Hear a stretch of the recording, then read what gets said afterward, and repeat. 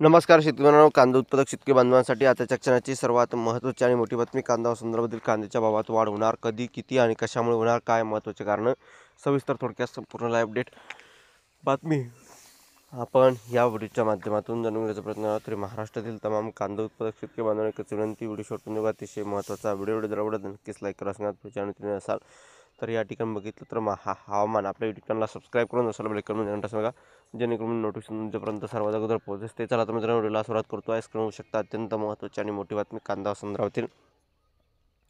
कांद्याचे दर वाढवण्यासाठी नाफेड एनसीएफची खरेदी बंद करावी अशी मागणी करण्यात आली आहे. सिन्नर कृषी उत्पन्न बाजार समितीमध्ये कांदा उत्पादक शेतकऱ्यांच्या बैठकीत एनसीएफ आणि नाफेड या दोन्ही संस्थांना कायमस्वरूपी बाजारात बंदी घालण्याचा ठराव करण्यात आला असून यावेळी महाराष्ट्र राज्य कांदा उत्पादक शेतकरी संघटनेचे अध्यक्ष भारत दिघोळे यांनी शेतकऱ्यांशी संवाद साधताना या ठिकाणी केंद्र सरकारच्या चुकीच्या धोरणामुळे कांद्याचे भाव पडत असल्याचा आरोप केला आहे. महाराष्ट्र राज्य कांदा उत्पादक शेतकरी संघटनेच्या वतीने मंगळवारी 6 ऑक्टोबरपासून राज्यव्यापी आंदोलन सुरुवात करण्यात आली आहे. याची सुरुवात सिन्नरपासून झाली. संघटनेचे संस्थापक अध्यक्ष भारत दिघोळे यांनी इतर पदाधिकारी ही राज्यातील कृषी उत्पन्न बाजार समितीमध्ये जाऊन प्रत्यक्ष शेतकऱ्यांशी संवाद साधणार आहे.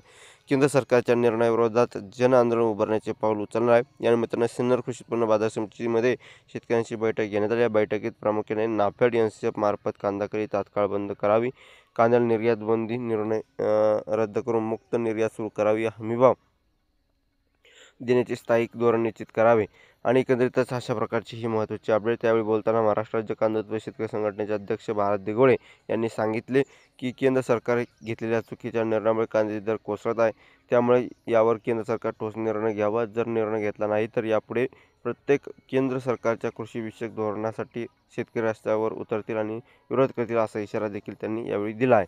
धन्यवाद. लाईक, सबस्क्राईब आणि कमेंट करण्यानंतर भेटूया पुढील व्हिडिओमध्ये अशा का माहिती कांदा दरच्या अपडेट्स होतोपर्यंत थांबतो. महाराष्ट्र देशात लाईक, शेअर आणि सबस्क्राईब आणि कमेंट करण्यानंतर भेटूया पुढील व्हिडिओमध्ये अशा का माहितीपूर्ण कांदा दरच्या अपडेट्स होतोपर्यंत थांबतोय. महाराष्ट्र देशात धन्यवाद.